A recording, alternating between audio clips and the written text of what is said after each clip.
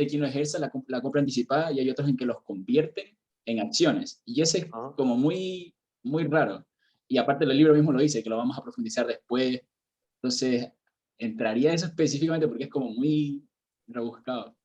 O sea, podría entrar, no recuerdo exactamente qué entra, no, no estoy seguro si hay alguna pregunta que diga convertirlo en, o sea, pero obviamente no es como, oye, ¿qué asiento tendría que hacer? Nada, o sea, quizás si fuésemos a preguntar algo de eso, e insisto que no recuerdo qué es lo que colocamos en el control con el resto de los profesores, uno diría, oye, si hubiese un bono convertible en acciones, ¿por qué razón la empresa haría eso?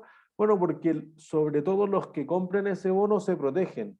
Dicen, mira, si el bono le va muy mal, entonces empieza a bajar de precio, se empieza a volver incobrable, si así lo quieren, me convierto en accionista, pues entonces ahora tomo decisiones sobre los activos de la compañía.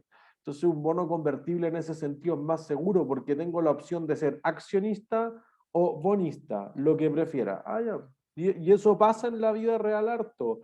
Uber tiene un bono, la Polar tuvo un bono, o sea, les diría que sobre todo para ustedes que van a estar más en startup, en empresas que van en la línea de como de emprendimiento, de innovación, etcétera, lo que tienden a hacer mucho es eso, sobre todo los emprendimientos cuando van a buscar rondas de capital preferente sobre todo, hacen como acciones preferentes convertibles en acciones comunes que en la esencia es lo mismo que un bono convertible. Oye, te prometí pagar 100, pero si pasara cualquier cosa puedo comprar 10.000 acciones de la empresa. Ah, Y la diferencia hacia dónde va, porque ahí es donde también decía que no se va a profundizar ahora, pero si, qué sé yo, el bono era de $500.000 y yo con 50 acciones, todo perfecto, pero si la acción vale $70, podría comprar más y valdría 700.000.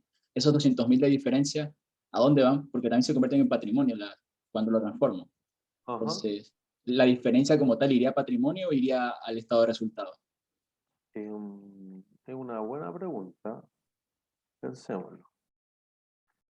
Tú te deshaces de la obligación por el bono por 500 y la empresa emite acciones, por lo tanto tiene un capital social por 700. ¿La empresa ganó plata o no?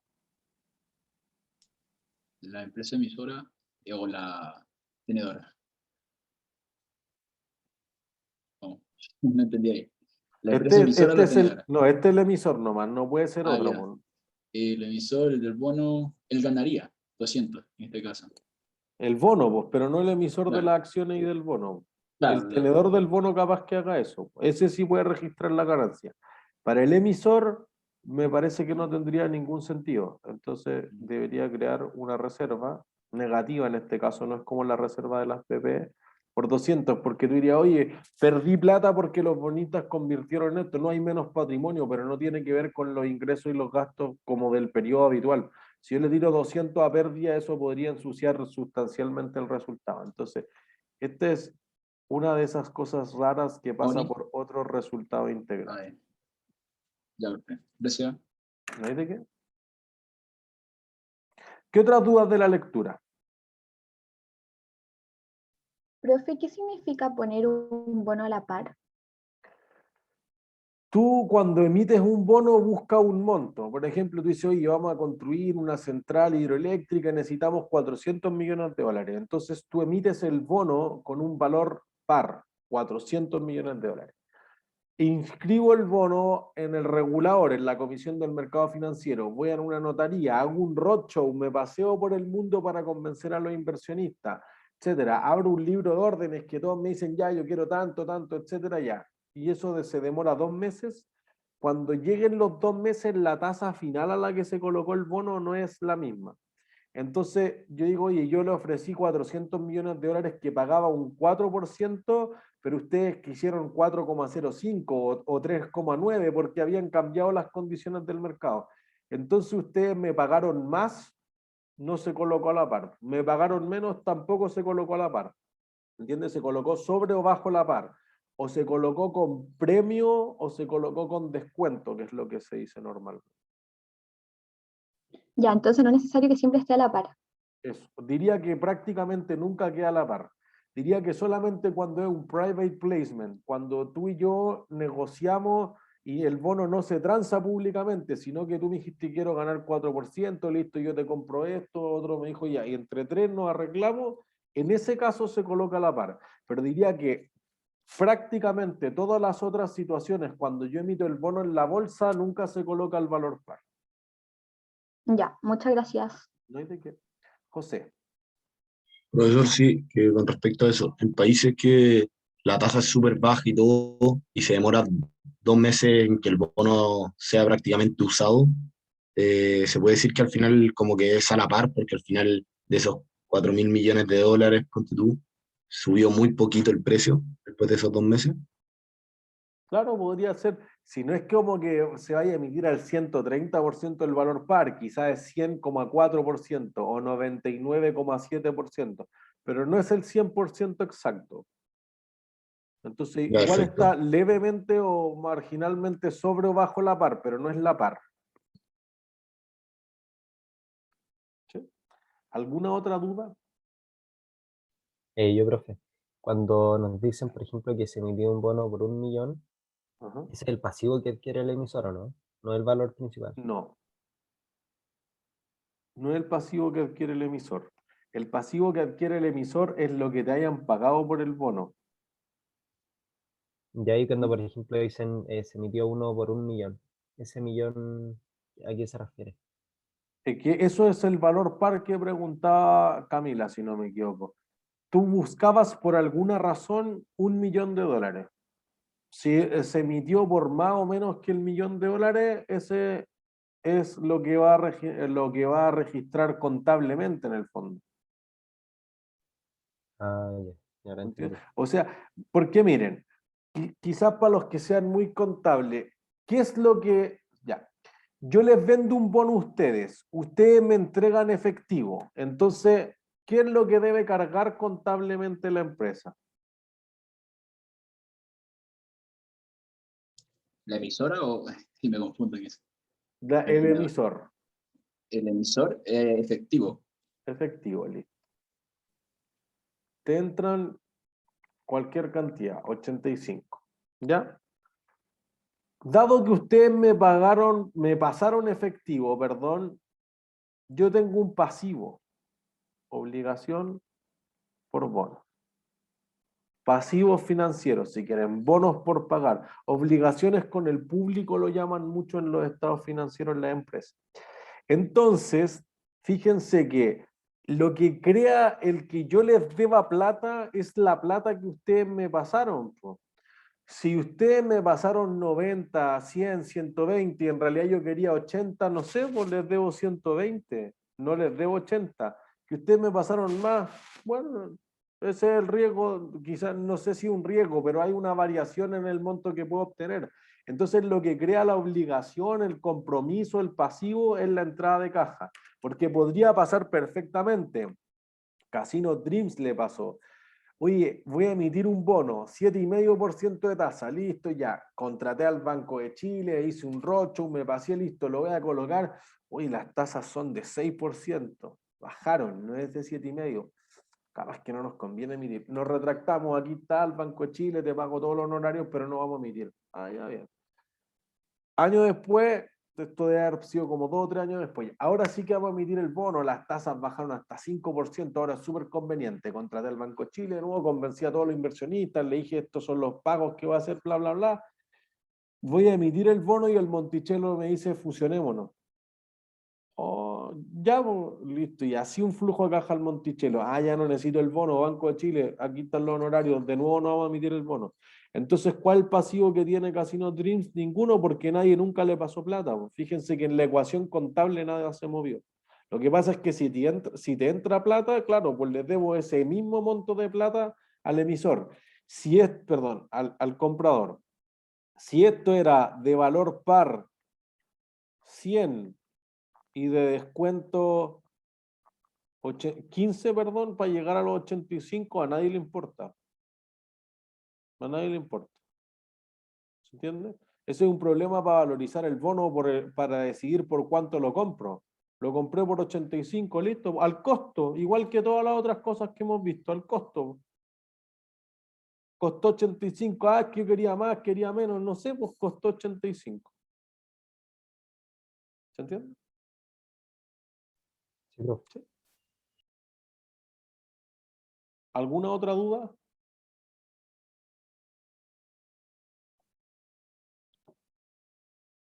¿No? Ya. Entonces lo que uno piensa normalmente es que cuando se habla de instrumentos de renta fija, se está hablando de los bonos fundamentalmente, pero se confunde el que sean de renta fija con que realmente sean seguros.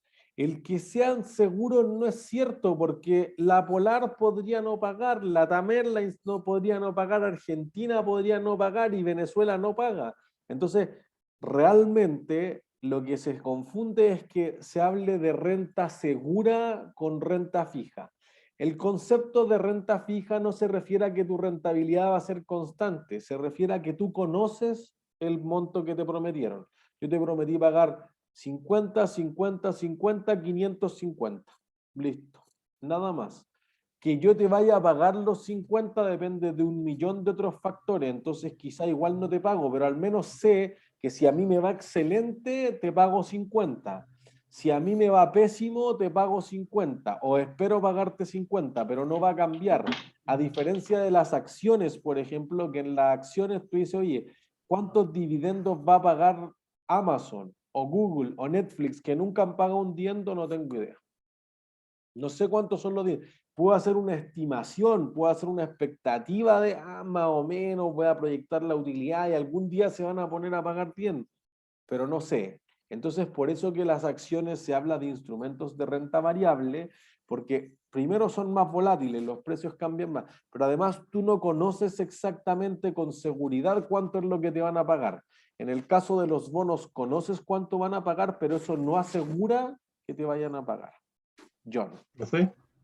Perdón, es que John había levantado la mano primero. Eso. Sí. Profe, lo de los sukuk, lo de la ley islámica, estos de acá igual los pone como que fueran renta fija, pero a la vez no lo son porque como dependen de un activo, no es algo como que va a ser fijo, depende de la producción que dé este activo. Entonces no es como, sería más renta variable, ¿o no? Tal cual. O es más parecido a una acción, es una cosa Claro. que queda entre medio, por eso que parece ser un caso interesante en especial, porque las finanzas islámicas han emitido grandes cantidades de bonos después yo diría que del 2002, después de la crisis.com, sobre todo es un mercado interesante. En el sudeste asiático, sobre todo, hay mucho financiamiento de ese tipo, pero tiene más características de renta variable, más parecen ser acciones que participan en un proyecto que bonos que cobran intereses, porque la ley no les permite, o la religión no les permite cobrar intereses. ¿Sí? Vicente primero. Profe, ¿los fondos mutuos pagan dividendos? Podrían, un fondo mutuo, digamos, invierte en cualquier cosa. Un fondo mutuo de acciones podría invertir en acciones que paguen dividendos. Un fondo mutuo podría invertir en un strip center, por ejemplo. Quizás no un fondo mutuo, pero es un fondo que invierte en un strip center y con lo que gane de utilidades los paga a todos como dividendos. En cambio, si tú pagas dividendos en un fondo mutuo que invierta en acciones de Falabella, por ejemplo, y nadie retira esa plata, la plata se reinvierte en más acciones del mismo fondo. Entonces podría invertir en acciones, o podría invertir en bonos o en activos reales como un strip center, podría invertir en cualquier cosa y podría pagar dividendos. Ya, Depende del entonces estilo depende. del fondo mutuo, eso. Depende Ya. del estilo del fondo mutuo, porque hay como una gama casi infinita de fondos mutuos. José. Profe, ¿cómo está? Oiga, es que en la semana me la he tenido ocupada estudiando varias cosas y la lectura no la he empezado, así que voy a hacerla ahora. ¿Un bono qué es, profesor? ¿Qué es para que sea para su financiamiento? ¿Cuál es su lógica? No entiendo cómo funciona. Es un compromiso que tiene la empresa de pagarte cosas a futuro. O sea que tú eres un prestador y la empresa te va a pagar eso. Sí. Y eso también se llama crédito, ¿no? Bueno, pero es que la diferencia entre un crédito y un bono, entre otras cosas, pero que el crédito yo voy y me quedo con el banco amarrado para siempre, hasta que se acabe el préstamo. Con un bono no. Yo voy y compro un bono tuyo y mañana no me gusta y lo vendo. Y a alguien no le gusta y lo vende. Y a mí ahora me gustó el lunes y lo compro de vuelta. Entonces es mucho más líquido un bono porque se puede transar. No es una operación privada como un préstamo entre los dos, sino que el bono se negocia públicamente en una bolsa de valores. Perfecto. Y principalmente es que, por ejemplo, yo pago 120 y al final el bono es por 140 teniendo un 20 de beneficio. Uh-huh. ¿Cómo funciona eso? ¿Es así o no? Más o menos la lógica. Sí. O sea, me sale 20 de extra, pero al final el prestamista sale perdiendo. ¿Por qué? ¿No? ¿Por qué perdería? Porque yo le compré un bono por 120 cuando el bono valía 140, entonces gané 140. No, pues ¿por qué lo compraría por los 120 si vale 140? Es que No, me puede dar un lo compro ejemplo. Es que nunca pasaría eso en la vida. No se puede dar un ejemplo porque no podría pasar eso. Po. Porque si tú sabes que vale 140, ¿por qué me lo comprarías por 120? Ya, perfecto. ¿Entiendes? Como que no pasa eso. O sea, en el fondo tú puedes decir, no, pues que yo creo que vale 120, que es distinto. Eso es distinto a que en realidad valga 120 o 140 y tú lo compres por un valor distinto. Entonces lo que pasa es que tú calculas el valor presente de todos los cupones, que son las cuotas del bono, y eso es lo que tú estás dispuesto a pagar, ni más ni menos que eso. Que la empresa creyó que le iban a pagar otra cosa, eso es un problema teórico, no un problema práctico, porque fue lo que me mostré recién. Si te pagaron 85, 85 es la que hay, no hay nada distinto a eso. Ya, perfecto. Gracias. ¿No hay de qué? Entonces, ¿qué creen que se transan más? ¿Bonos o acciones? Acciones. Acciones. Acciones. ¿Cuánto más que los bonos? Yo creo que un 30-70. ¿Ya? Miren, voy a entrar a la página de la Bolsa de Santiago en tiempo Pero, real. ¿incluimos todo, privados, públicos?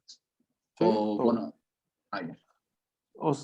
ya. Creo que quizás entrar a la idea de las private placement que han crecido sustancialmente en el último tiempo es más complejo, pero digamos público porque son los únicos datos que les puedo mostrar. El resto tienen que creerme en el fondo nomás, pero aquí podemos ver los mercados públicos. Estoy en la página de la Bolsa de Santiago, entonces voy a mercados y en mercados le digo, oye, dímelo en tiempo real. ¿Sí? Y entonces fíjense, aquí está todo lo que se ha transado en el día en la bolsa. Entonces, desde las 9 de la mañana que abre. Aquí tenemos acciones que fíjense, en número de negocios han sido los más, 11.700 millones. Y han transado 42.000 millones, que está actualizándose el número, por eso como que parpadea. Y están las cuotas de fondos de inversión, que han sido menos negocios, pero han sido, si lo vemos uno por uno, negocios más grandes. Esos dos ítems es lo que se conoce como renta variable, las CFIs, cuotas de fondos de inversión, y las acciones, porque son mucho más volátiles, porque no sé lo que me van a pagar, etc. Abajo tenemos futuros, 0. Monetarios, solamente una transacción. Una persona fue a intercambiar monedas a la Bolsa de Santiago. Cuando hicimos la clase anterior íbamos en 0. Opciones, que un derivado más complejo, 0. Y acá abajo lo que tenemos es los instrumentos de renta fija, IRF, y acá tenemos los instrumentos de intermediación financiera. Fíjense que el número de negocios son menos, pero en montos totales son muchísimo más. Fíjense que de los 362.000 millones que se han transado en lo que va del día, voy a hacer un número grueso, 45.000 millones son renta variable y los otros 340.000 millones son renta fija. Instrumentos de renta fija se refiere a bonos de más de un año, instrumentos de intermediación financiera se refiere a bonos de menos de un año. ¿Sí? corto plazo, a veces conocido como money market, efectos de comercio, pagaré, papeles comerciales, bonos de menos de un año. Y el bono a más de un año. ¿Se entiende? Entonces fíjense que cada negocio es mucho más grande por sí solo. Por una razón. ¿Quiénes serán los que compran acciones? ¿Qué tipo de inversionistas? Más particulares, ¿o no? Las personas. Ese inversionista, nosotros, por ejemplo, personas naturales, si lo miran desde el punto de vista tributario, son los inversionistas retail. Por el otro lado, si nosotros decimos, ¿quiénes compran los bonos? ¿Quiénes creen que los compran? La empresa. Los fondos de La inversión. empresa.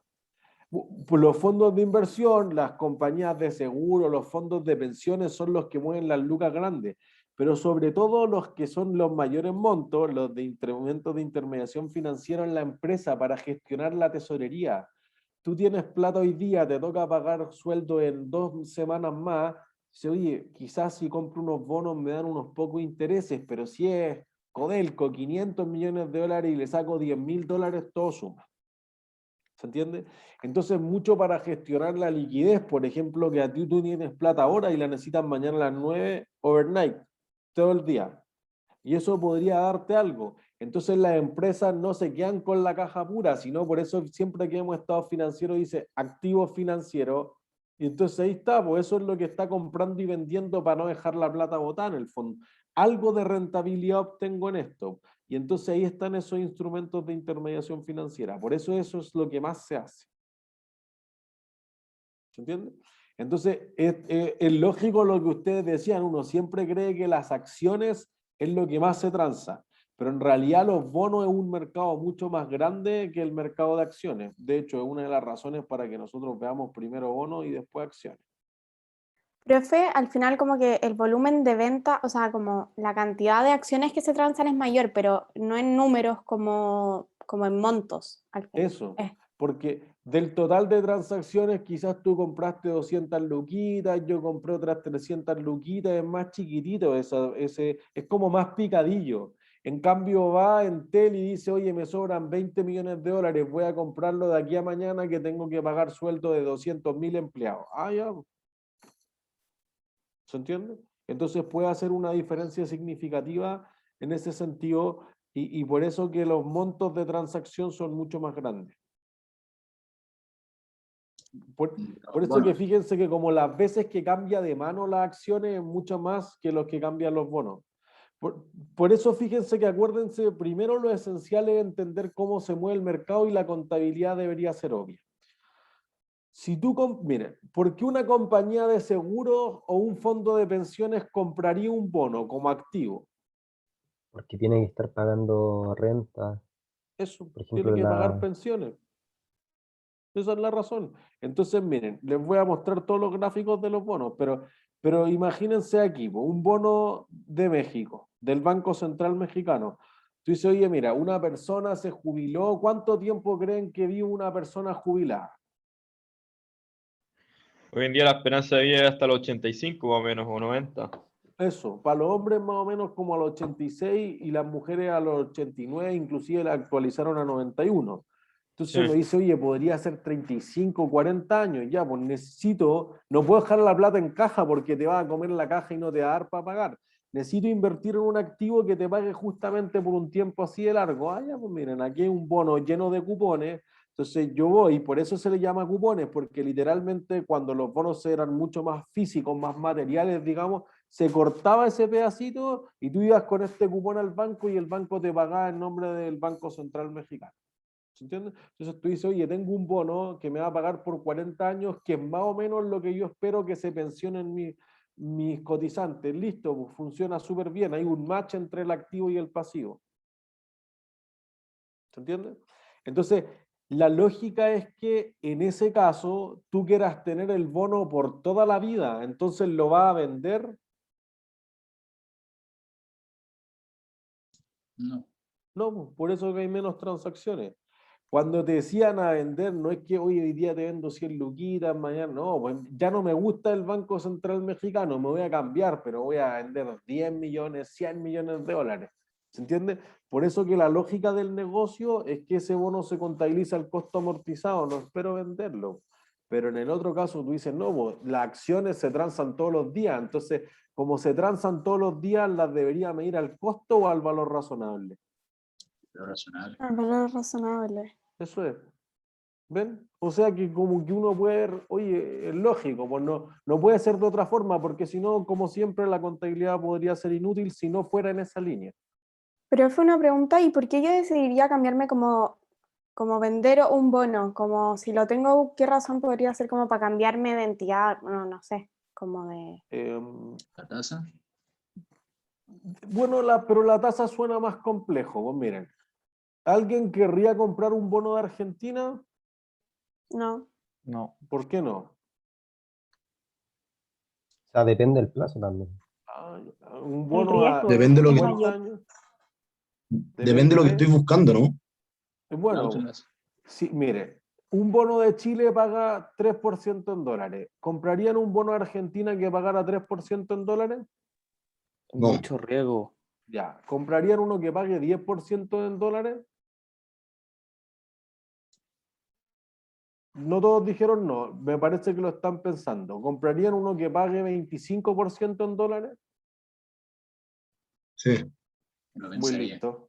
Oferta y demanda. El resto, que uno los vende, otro lo compra.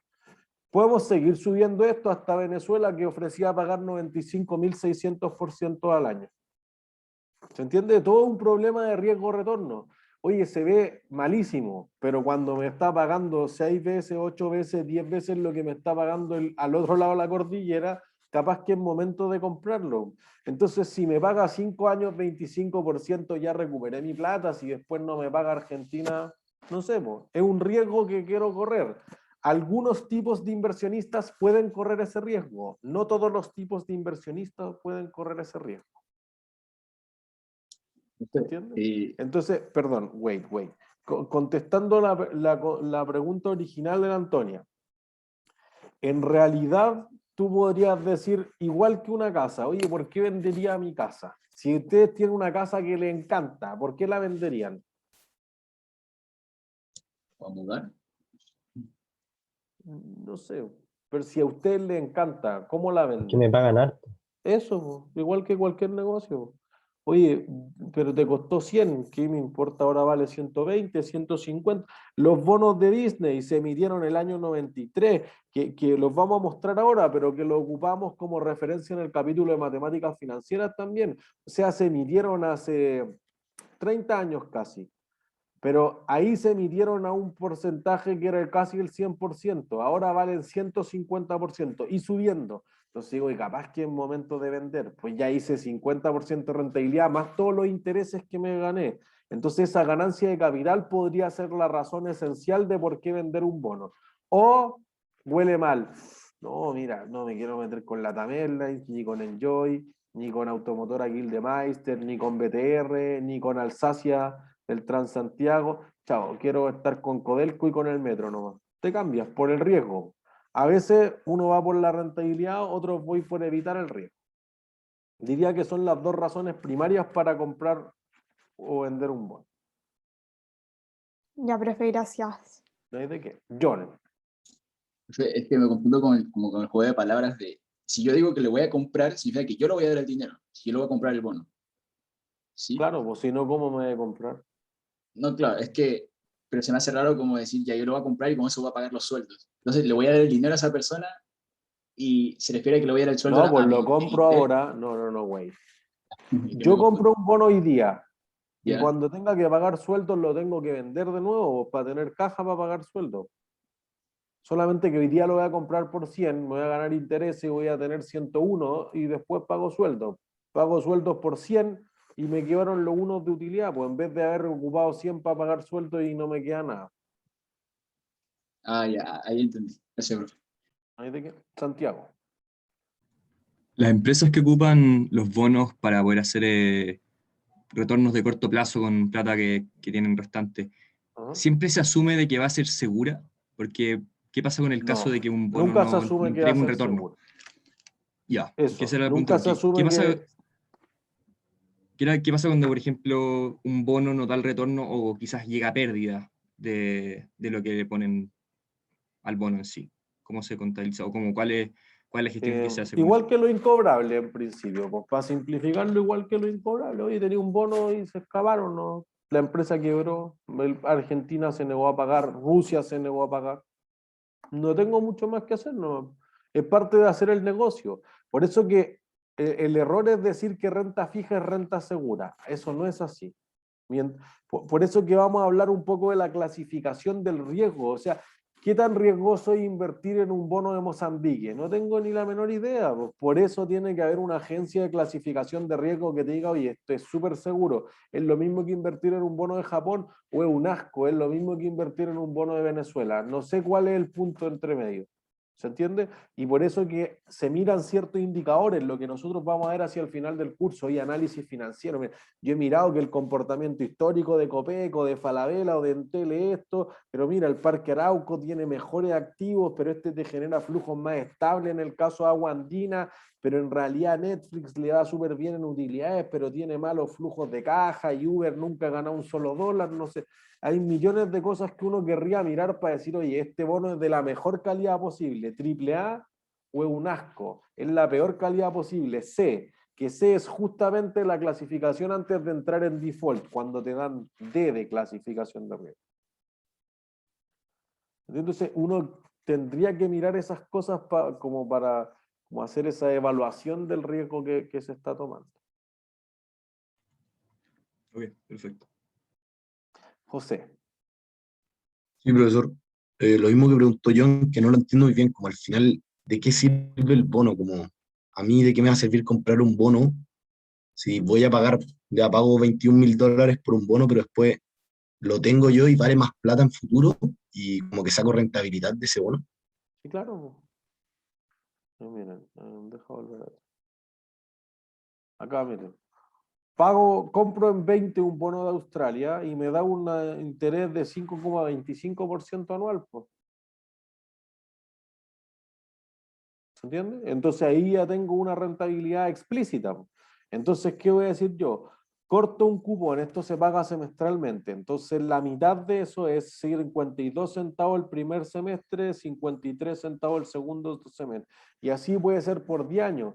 Entonces te va a dar una rentabilidad, pues que además tú digas, oye, yo lo compro por 20, pero espero que las tasas bajen con el tiempo, por ende el valor de mercado va a subir, relación inversa entre el valor presente y las tasas de descuento.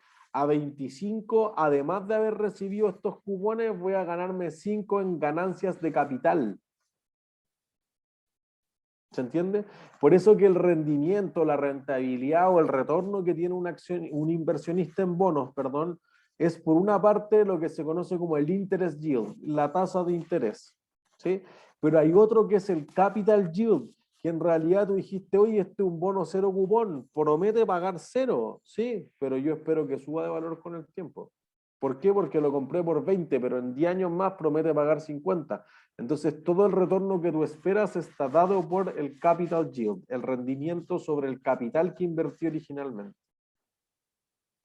Podría ser, dependiendo de la situación, que a ti te parezca que va a subir el bono y lo compres por eso. Tú dices, oye, yo espero que suban 2 meses, ni siquiera alcanzo a cobrar el cupón.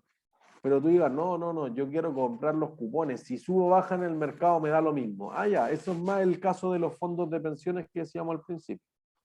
Profe, al final como que hay como dos opciones, como que me generen intereses y yo ganar como a través de eso, o que después cuando yo lo venda sea mucho mayor el valor. Como, ya, perfecto. Profe, tengo una consulta ahí mismo. Por ejemplo, acá dice que es 5,25 la tasa, pero cuando nos hablan de la tasa del mercado, básicamente, ¿cómo funciona eso? ¿La tasa varía constantemente? ¿O? Sí, porque miren, ¿a ustedes les gustaría que Australia les pagara 5,25% al año? No. ¿No? Que sí. Sí. Bueno, listo, pues ya ahí hay un mercado, 5,25 es la tasa de mercado, porque unos quieren vender, otros quieren comprar. Yo diría, oye, comparado con la mugre que me da un depósito a plazo de 2%, eso es súper bueno, así que estoy dispuesto a aceptar 5%. Ah, ya, voy a voy a pagar más. Ustedes pagan 20, pero yo pago 21. Y alguien va a decir, no, yo acepto 4,5. Ah, ya, ustedes pagan 22. No, yo acepto 4%. Ah, pagan 23. Y así hasta que alguien dice, ya, pues, me lo llevo por esto. Alguien dice, no, estoy dispuesto a pagar $40, eso me da como el 0,3%, no. Bueno, y ahí se dan Ah, cuenta. ya. Ya, claro. Y eso Pero es una vez ahora, que ya po. lo tengo en mi posición, por ejemplo, la tasa no va a cambiar nunca.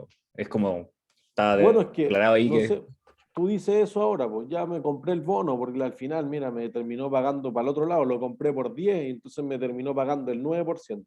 Pero tuviste un accidente, tengo que irme a la clínica, tengo entonces que vender el bono. ¿Y a cuánto? No sé, por cualquier cosa. Oye, es que las tasas están súper altas ahora, lo voy a vender por 8. Sí, pero no tengo otra opción.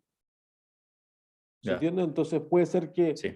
tú no lo quieras vender, pero en la emergencia, sobre todo ahora en la crisis que vivimos por la pandemia, las empresas que quizás tenían mucha liquidez han tenido justamente estas posibilidades, liquidez en el sentido de caja o alguna cosa que se puede convertir tan rápido como vimos en la bolsa en caja. Entonces han dicho, oye, los que estén desesperados, yo empiezo a comprar todos los que estén desesperados y los compro mucho más bajos, pues entonces cuando ya después todo se estabilice, los voy a vender mucho más alto. Entonces puede cambiar el espíritu. Quizás en principio tú no querías que ocurriera eso, pero ahora justamente se te da una oportunidad de negocios sobre todo. Entonces podría ser para alguna empresa una buena oportunidad de negocio. Porque pensemos al otro lado, las que están al borde de la quiebra tienen que salir a buscar deuda o la tasa que sea. Bueno, justamente yo les compro sus bonos, pues, pero les voy a cobrar 11, 12, 13, pero oye, hace 2 años me cobráis 5, sí, pues, pero si no quiebren. Bueno, entre quebrar y pagar 11 o 12 al año. ¿Se entiende? Jaime. Profe, es tasa de mercado de los bonos, ¿cierto? No como tasa de Banco Central ni nada. No, de los bonos. Ah, ya. Gracias. ¿De qué? Vicente. Pero, profe, entonces, ¿cuál es la idea de invertir en un depósito a plazo, por ejemplo, en un banco, si no paga nada de interés y aparte uno no puede vender ese depósito a plazo? Quedan pocas ideas de por qué hacerlo, pero todavía la gente lo hace. Yeah. Pero lo que pasa es que si yo quisiera comprar un bono es más difícil. En Estados Unidos es mucho más fácil en todo caso. Por ejemplo, hay estudios que dicen que un household, una persona común y corriente de casa, ni siquiera tiene que ser el dueño de casa, todo, como a los 45 años, todos han comprado un bono del Tesoro de Estados Unidos, que sería el símil del Banco Central, y tienen acciones, etcétera. Tienen una penetración financiera a sus inversiones mucho más amplia. Aquí, la gente, si tiene algo de ahorro, lo mete en una cuenta de ahorro, un depósito a plazo que te da una mugre. ¿Por qué? Porque no saben cómo ir a comprar un bono. ¿Entiendes? No han firmado los contratos con el corredor de bolsa de su banco, etcétera. No conocen, no sé, lo que mencionaba al principio, Fintual. No sé, no lo conocen nomás. Es La como penetración financiera o la cultura financiera es más baja. como la mejor opción que ven dentro de todo. Eso es. Entonces, insisto, como que hay menor penetración en la cultura financiera, es algo que toma más tiempo de desarrollarse. Entonces, por eso que alguien podría decir, ya voy a ir a comprar un bono. ¿Cómo? Además, creo que el otro limitante es que el bono tiene un mínimo. Oye, tengo 100 lucas, no te pesco. Tengo $1.000.000, quizás te pesco. Ah, pero es que no todos tienen $1.000.000. Bueno, eso deja que los que más mueven montos, por eso decíamos, son los institucionales, las compañías de seguro, los fondos mutuos, etcétera, porque dice, yo agarré las 100 lucas de 1.000.000 de personas y fui a comprar 100.000 millones en bonos. Ese tiene una eficiencia, hay una economía de escala, en el sentido más puro de economía de escala. ¿Sí? Vicente. No, eso era, profe. Ah, ¿eso era? Perdón, pensé Sí. que la habían levantado de nuevo, se quedó No, pegado. eso. John. Entonces, lo que estaban hablando en antes, porque tengo un apunte que dice, una emisión pública se puede transar en mercados bursátiles o no, mientras que en una privada no existe la opción de venderlo después de adquirirlo. Más que nada, le pregunto esto porque en el caso de Felipe, que lo del doctor, que no sé, compró un bono a 10%, pero se enfermó y lo necesitaba, este tenía que ser necesariamente público para poderlo vender, porque Sí, según claro. la teoría, no podría si fuera privado, ¿no? No. Por eso que aquí nos referimos más a los bonos públicos. Los private placement, las colocaciones privadas se han alzado súper harto últimamente y me parece que incluso debería corregir eso del texto, porque les diría que hace 10 años era imposible vender un bono privado, pero también las regulaciones se han ajustado de acuerdo a las condiciones del mercado. Entonces ahora diría que es muy complejo, mas no es imposible.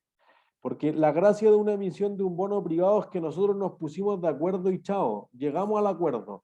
En cambio, si tú tienes un bono público, yo no tengo que darle explicación a la gente, lo vendo en la bolsa y cualquiera lo compra. Si nosotros llegamos a un acuerdo, yo no tengo que presentar los estados financieros auditados bajo IFRS o bajo US GAAP, no tengo que cumplir con ciertos derechos de bolsa, me ahorro muchos costos operativos, administrativos. Entonces, como me evito esa lata, es más barato de emitir en términos de los costos que implica. Pero estoy amarrado a muerte. Entonces, una colocación privada es más bien como un préstamo, pero tiene todavía las ventajas de que puede ser más grande que un préstamo en condiciones distintas. Entonces, sobre todo, uno ha dicho, los bonos públicos tienen estas tasas tan mugrosas de cero e incluso en negativa que quizás tengo que tomar un poco más de riesgo y comprar un activo que no es sumamente líquido o que es ilíquido de plano, que es la colocación privada. Lo único que puedo hacer en un private placement es cruzar los dedos a que me pague. Si de repente veo que se empieza a nublar el panorama, no puedo o es muy difícil ir y venderlo. La regulación se ha ajustado un poco y en el caso de grandes empresas que emitieron un bono privado, pero cuya información igual es pública, por ejemplo, entonces sí podrían transarlo. Pero es mucho más difícil que un bono público, porque tu bono está todos los días en la bolsa, entonces todos están dispuestos a ofertar por ese. El otro tengo que andar persiguiendo al que tenga el bono, pues es más difícil de vender. ¿Sí? Gracias. No hay de qué. Entonces, miren, me parece que algo que es importante de entender es que para los mercados, sobre todo de bonos, hay un par de definiciones. Tengo la definición de que sea el mercado primario y el mercado secundario. Entonces, el mercado primario tiene un efecto contable en el emisor. Y el tenedor. Lo que decíamos antes, oye, yo soy Entel, vendo un bono, 500 millones de dólares, 1.000 millones de dólares para ir a comprar Nextel Perú el año 2014. Ese es el dato real. Y me entra caja por, digamos, 1.000 millones de dólares. Listo, entra caja, tengo el pasivo. El tenedor, por el contrario, ¿qué es el bono para el tenedor, para el que lo compra? Activo financiero. Sí, pero quizás más simple, una Un gran bono. cuenta por cobrar. Ah, bueno, eso. Llevémoslo a lo más simple. Si a alguien le es más complejo, tu cuenta por cobrar. ¿Cuánto va a cobrar? 52 centavos, 53 centavos, 52 centavos, 53 y al final los 20. ¿Listo? Una cuenta por cobrar. Entonces, entra cuenta por cobrar, sale caja. Listo. El mercado secundario, que es más bien el de mano en mano, digamos, en el sentido figurado, obviamente, sobre todo ahora en la pandemia. Tú compraste esto, tuviste el accidente, me lo vendiste a mí. Yo después lo subió 20%, así que se lo vendí a la FP Cubrum y la FP Cubrum se la vendió a la Capital y la Capital al Fondo Mutuo, no sé qué cuestión, y listo. ¿Cuánta caja extra le entró a la empresa?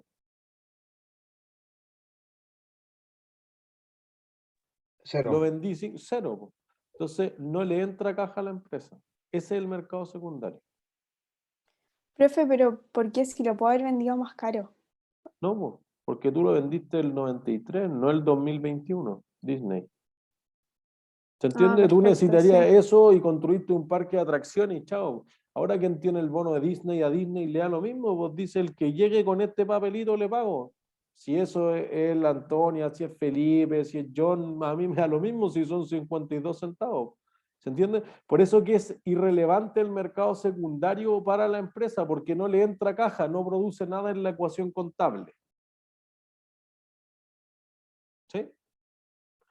Por otro lado, entonces, en los mercados se pueden separar fundamentalmente por la calidad que tenga el activo, grado de inversión y grado especulativo.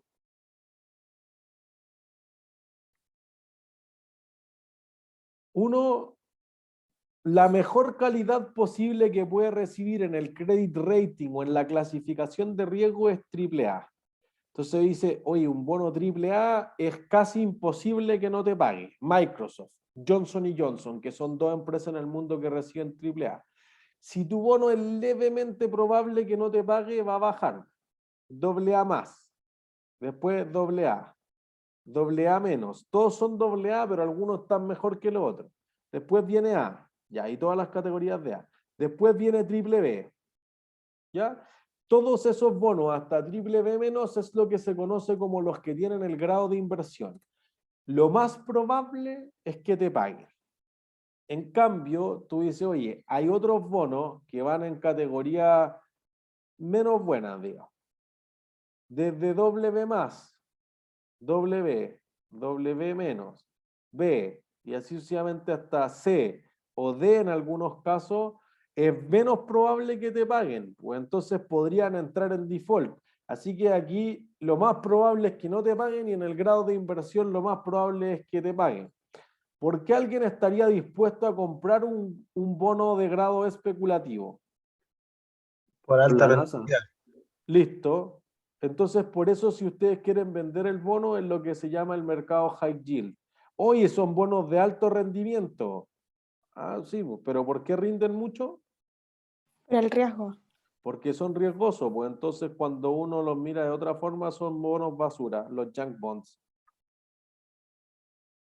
¿Se entiende?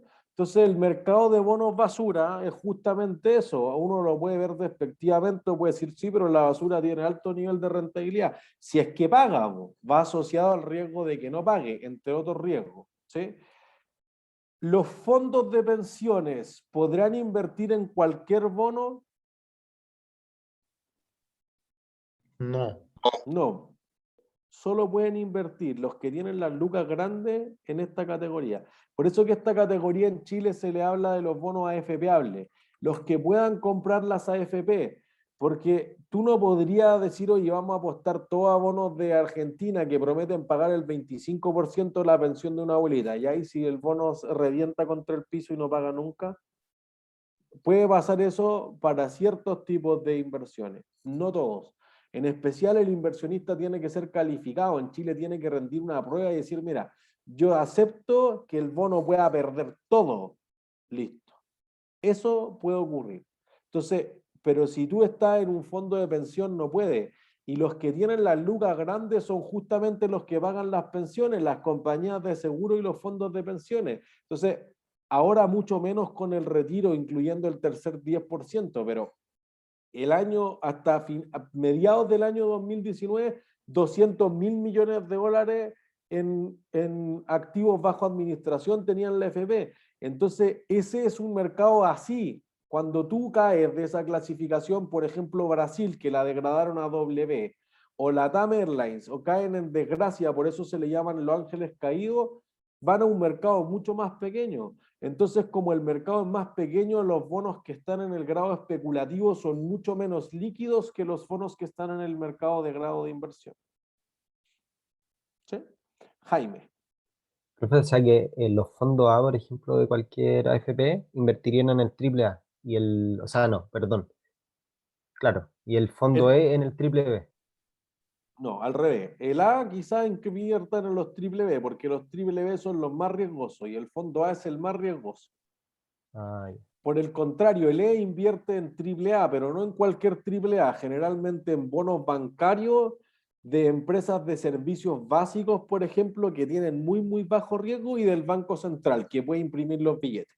No en otro. No va a invertir en Falabella, Entel, no, ya no está para él. Él es una cosa así segura, pero no es 100% segura. Por eso algunos meses lo que sucedió mucho con el retiro del 10% es que gente retiraba el 10% y después cuando iba a retirar el segundo 10% tenía más plata que antes de retirar el primero. Sí, pues porque la rentabilidad del fondo A entre retiro y retiro fue más de 10% y mucho más, tenía más plata.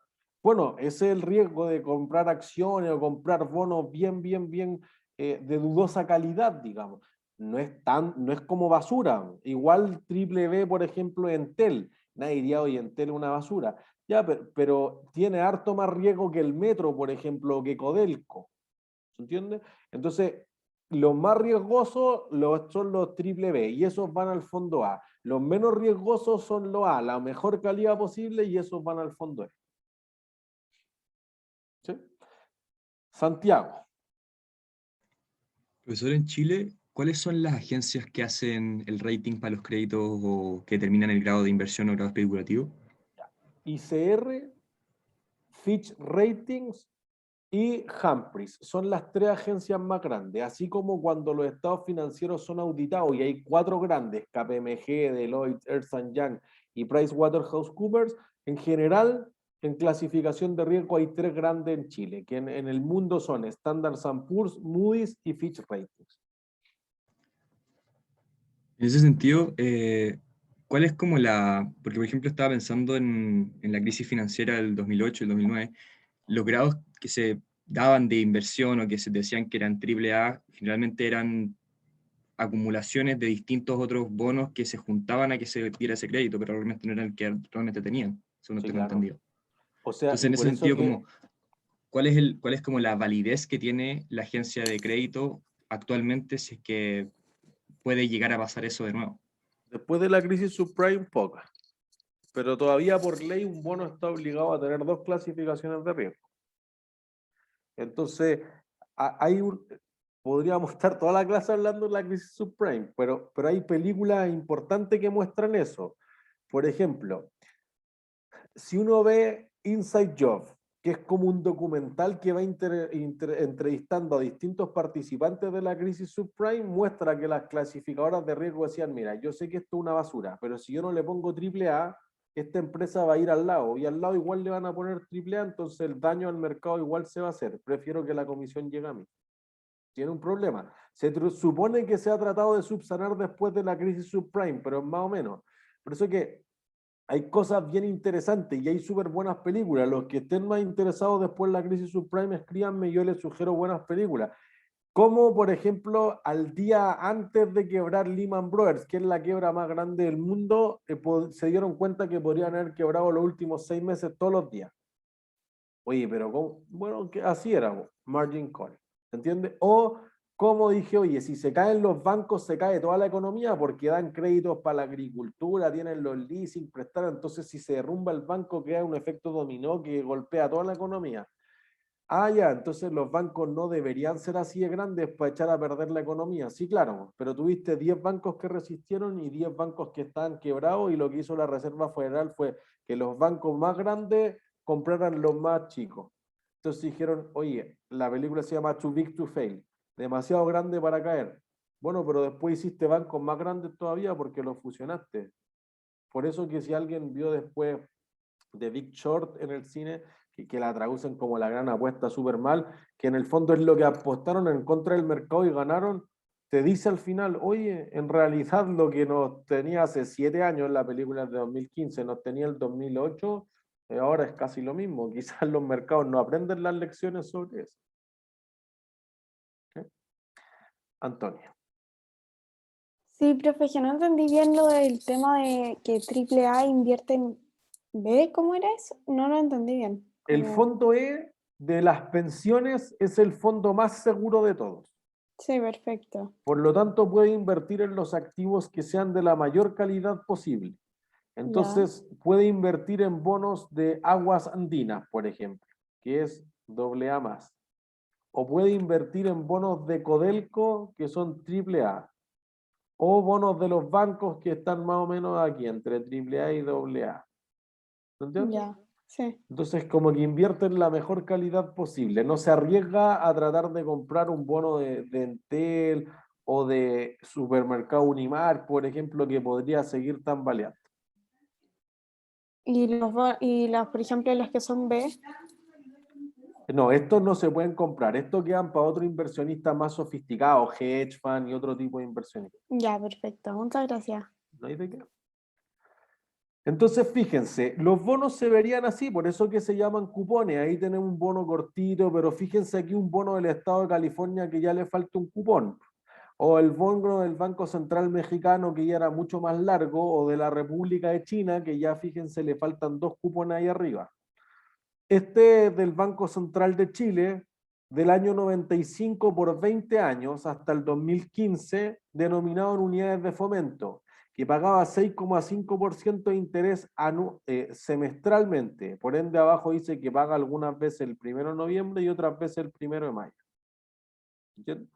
Entonces, ahí uno dice, perfecto, este bono va a pagar 3,25%, la mitad, o el compuesto efectivo de eso, por 20 años. O sea, me va a hacer 40 pagos y al final me va a devolver toda la plata.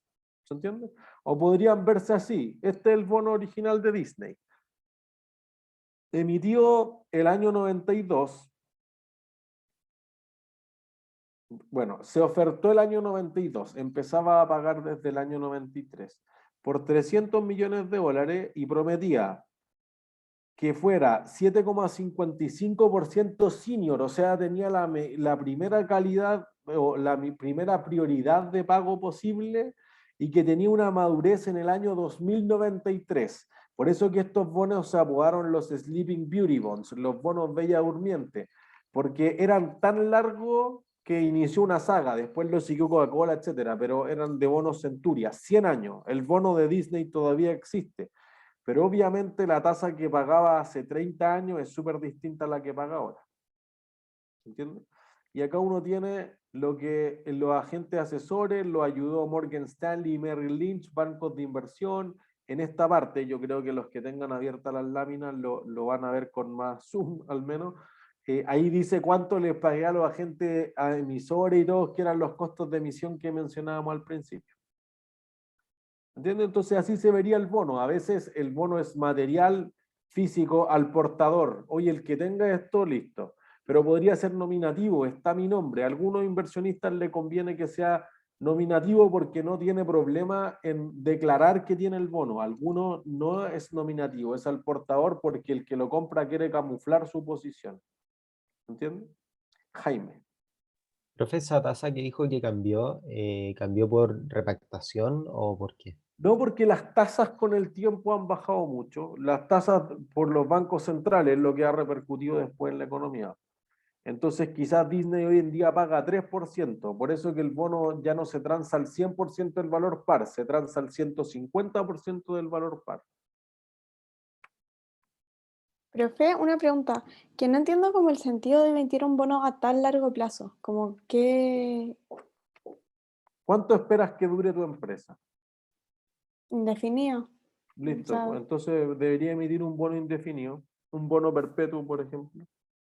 ¿y qué beneficios le trae a la empresa como este bono? Sé que voy a pagar, bueno, te pasan 300 millones de dólares, con Ah, eso claro, sí, construiste el imperio. Y sí. además, tú te aseguras de pagar 7,55% forever and ever. Porque tu alternativa es decir, no, pues mejor todos los años. Ya, está bien, quizás si es un año te voy a cobrar 6 o 5 en ese momento, ¿ya? Pero digo, oye, y el próximo año, no sé, pues el próximo año vemos. No, no, yo quiero estar seguro para poder hacer bien negocio y no estar preocupándome si suben las tasas o no. Si mi negocio es hacer película, ¿entiendes? Entonces no, o es los parques de atracciones, pero no es estar especulando con la tasa de interés. Entonces muchas veces la empresa se quiere quedar tranquilo que sabe cuánto es lo que pagar y se preocupa del negocio. Y otras empresas, las empresas financieras se dedican a especular con la tasa porque su negocio es la tasa, pues, pero el negocio de Walt Disney en este caso no es la tasa. Ya, perfecto, ahí sí. Gracias. ¿Tiene que? José. No, profesor, entonces ahora Walt Disney estuviera pagando como más de lo que pagaría hoy en día si tiene un bono, ¿no? Sí, así que hizo un mal negocio, pero podría haberse dado al revés. Por eso que este bono en particular, cuando son plazos muy, muy, muy largos, y eso es el concepto de exóticos que se ocupan en finanzas, entonces lo que se hace es tener una opción de prepagarlo. Entonces Disney esa opción corre a los 30 años. El 2023 va a decir, miren, aquí están sus 300 millones de dólares, más un extra por el mal rato, y voy a emitir otro bono que va a ser a una tasa del 1,5%, del 2% quizás. ¿Se entiende? Y ahí se va a ahorrar los intereses. Por eso que al final del capítulo poníamos esta idea de si existe el rescate anticipado. Mientras más largos sean los bonos, más probable es que exista el rescate anticipado, porque no me vaya a ver amarrado una tasa que en 20 años más nos demos cuenta que era mal negocio. Por eso que ahora las empresas emiten bonos muy, muy, muy largos, porque dicen, oye, las tasas son mugrosas, 0% negativa. Entonces uno dice, oye, qué mejor que quedar endeudado para siempre pagando 0,1% al año. Negocio absoluto, po. Es probable que no bajen más allá de eso, pero quizás en 30 años, si muy las tasas son de menos 4%, es un mal negocio tener a 0,1. Pero como nadie ve el futuro, la empresa se trata de asegurar primero y concentrarse donde realmente tiene una ventaja estratégica del negocio, una ventaja competitiva en el fondo. ¿Sí? Entonces, para cerrar la idea, no todas las empresas pueden emitir bonos, sobre todo las pymes, le es imposible. La pyme lo que hace, va y le pide plata al banco. Lo que pasa es que el banco tiene una lógica distinta, porque fíjense, si yo me imaginara el balance del banco, ¿qué activos tiene el banco? Pasivos, Lo- o sea, cuentas por pagar. No. Los Activos. préstamos Activos. Ya, ¿y los préstamos qué clase de activos son? financieros. No, Ya, porque este es pero, un banco. sí, pero es más fácil, cuentas por cobrar.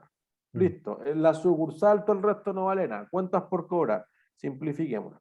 En el lado de los pasivos, ¿el banco con qué se financia? Con las cuentas corrientes de las personas. El banco me debe plata porque yo tengo la plata en el banco, entonces eso es un pasivo. Ah, pero la cuenta corriente no renta nada, entonces si tengo ahorros, lo que ustedes me decían al principio, tomaría un depósito a plazo.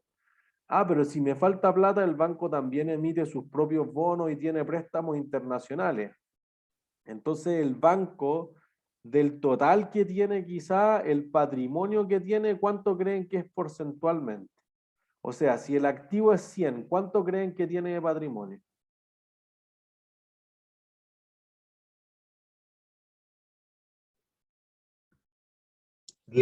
¿Un 2%? Ya, y 10 quizá una exageración, ya. 2% es muy poco, pero digamos quizás 5 y 95. Entonces, 3%, por ejemplo, tenía Lehman Brothers, o sea que tenía un activo que era el 100, 97 de pasivo y 3 de patrimonio. Entonces, fíjense que lo que pesaba el pasivo sobre el patrimonio era 33 veces. O sea, si bajaba el activo cualquier día, más de 3% quebraba. Y justamente eso es lo que trata de reflejar la película Margin Call, llamada de margen. Entonces uno dice, oye, aquí hay un problema significativo porque si tiene muy poco patrimonio y el banco quiebra, esto deja la embarrar en la economía. Entonces se ha corregido esto para decir, oye, Basilea 3, que son las nuevas reglas de los bancos después de la crisis subprime, dice, mira, 95 es muy poco, entonces pongámosle un 10. Si tú le quieres prestar a clientes más malos, que hay más probabilidad de que quiebren, perdón, esto era 90 y esto era 10, lo hice al revés. Si le quieres prestar a clientes más malos, tienes que poner más patrimonio, 20%, y ahora 80%. Ah, no, entonces no es negocio porque tengo que meter mi propia plata. Sí, eso es lo que queremos resguardar, que no anden tirando la plata a cualquier parte. ¿Se entiende? Entonces, fíjense que cuando las empresas o las personas son muy pequeñitos, dicen, bueno, yo tomo un depósito a plazo, me paga 2%. El banco agarra esa misma plata y se la presta al metro y le cobra 5%. Entonces, fíjense que aquí hay una tasa de colocación, digamos, y aquí hay una tasa de captación a la que obtengo los fondos y una tasa a la que la coloco. Entonces, esa diferencia entre las tasas es lo que se conoce como spread bancario. Entonces, el negocio del banco, como el margen bruto del banco, es pagarle poco a los depositantes y cobrarle caro a los que les presté, perdón, a los acreedores. Entonces, vamos a decir que se gana 3% en este caso. Entonces, por eso que cuando las empresas son suficientemente grandes, se saltan a este intermediario y dicen, oye, ¿por qué no me encuentro mejor al tiro? Yo soy el metro y necesito 800 millones de dólares, me puedo encontrar con la FP Cuprum. Entonces, fíjense que tú dices, oye, ¿cuánto te pagan a ti? 2, oye, a mí me cobran 5, encontrémonos en la mitad, 3,5. La empresa se financia más barata Los fondos de pensiones obtienen mayores rentabilidades, por ende las personas mejoran sus pensiones y todos quedan mejor. ¿Sí? No todas las empresas pueden emitir eso. Necesita un volumen súper grande porque hay un costo de emisión. Hacer estados financieros bajo IFRS, inscribirlo en el regulador, hacer un roadshow para pasearme por el mundo, pagarle al banco que me asesora 300, 1.000, 500, 1.000, 2 millones de dólares, muy caro, pues si yo necesito $1 millón, mal negocio. Lo más chiquitito que hay en esos bonos, 50 millones de dólares. Si no, no tiene sentido estar emitiendo bonos. ¿Se entiende? Por eso que los bonos o el mercado existe más para las grandes empresas. Se están tratando de hacer avances de alguna forma que lleguen a las pymes, pero todavía no se genera. Entonces, y con esto cerramos la clase. Lo que implica para el emisor del bono es que te entra caja, que era lo que hacíamos originalmente en el asiento al principio, y queda con el pasivo. Por ende, el que compra el bono, el tenedor, ¿con qué se queda? ¿Efectivo? No, pues, no con efectivo. En Cuenta por cobrar. Una cuenta por Sí. cobrar. Pues. Eso, más allá que le llamen obligación por bonos, bonos por pagar, pasivos financieros, piénsenlo en términos simples. Yo tengo una cuenta por pagar, que es la promesa que hice en el bono. Ustedes tienen una cuenta por cobrar, que es lo que van a recibir de mí en el bono. ¿Sí? ¿Dudas? Profe, no sé si podría repetir lo que dijo al principio de los primarios y secundarios del mercado. ¿Por qué los segundos no tenían como algo contable y solo los primeros? Yo tengo un bono de Entel que tú Ya. crees que vale 100 y yo te lo vendo por 90. ¿Me lo comprarías? A ver, vale 100 y yo lo compro por 90. Sí. Sí, listo. ¿Cuánta plata le llegó a Entel? A Entel le llegaría lo mismo. ¿Cuánto? O sea, los 100 en este caso. Ah, no, nada. Nada, listo. ¿Verdad? Mercado Ya. secundario. Eso fue lo que dije. A Entel no le llega nada. Solo la primera vez, por eso se habla del mercado primario, que ellos vendieron el bono, ahí le entró algo. Luego de eso, chao, es una transacción entre privados en el fondo. O sea, con Quizás ni secundario se siquiera refiere... deberíamos ir a la bolsa. Quizás nos encontramos Claro. en el Starbucks y te paso tu bono, tú me decís la transferencia y chao. O sea, con secundario se refiere a que literal, no como otra persona, sino que ese de ahí, una vez que lo vendió, ese pasa a ser secundario, no que Eso, otro. como el mercado secundario se refiere a que pasa entre las manos de los tenedores, pero no pasa del emisor al tenedor. Le voy a agregar a la lámina un cuadrito que sea más clarificador. Ya, gracias. Ignacia. Profe, la obligación, ¿qué era? Que no lo alcancé a notar. El pasivo que tiene el emisor emite, como recibe plata, tiene el pasivo, la cuenta por pagar, si lo quieren llamar así. Ya, eso. ¿De qué? Antonia. Sí, profe, es que todavía tengo una duda con el tema de como lo que significaba TIR y lo que significaba que esté a la par, como el bono, valor par, eso. La TIR es un concepto para evaluación de proyectos, Finanza 1, que inventaron las empresas en Chile, que es un desastre. Cuando dicen la tasa de mercado, hablan de la TIR del bono, es un desastre. Así que si lo olvidan, mejor. El concepto de a la par es que tú querías recibir 300 millones de dólares, tú eras Disney, entonces escribiste todo, hiciste un prospecto legal y demoraste 2 meses en que esto llegara a la bolsa y cuando llegaste te pagaron 2.95 o te pagaron 318, pero no sí, te pagaron los 300, entonces queda por encima o por debajo de 300. Ah, perfecto, al final es como el valor real que me dan, como por el bono. Exactamente eso. Ah, ya, muchas gracias, profe, que esté bien. Listo, que estén súper bien, chao, chao. Chao, profe, Profe, gracias. gracias. A ustedes. Chau, chau.